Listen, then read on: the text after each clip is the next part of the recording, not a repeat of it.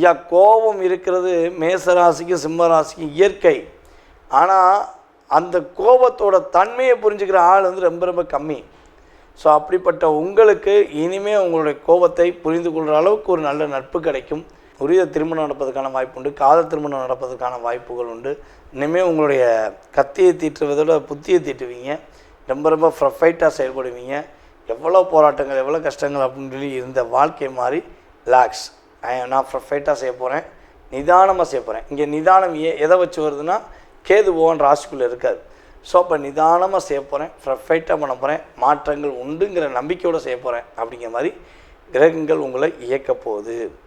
ஐயா சனி பகவான் 8ஆம் இடத்துக்கு போனது உண்மைதான். குரு பகவான் 11ஆம் இடத்துல இருக்கிறத மறந்துட்டீங்களே. குரு பகவான் தான் உங்களுடைய வாழ்க்கையில் மிகப்பெரிய சிறப்பான விஷயம் செய்ய போகிறார்.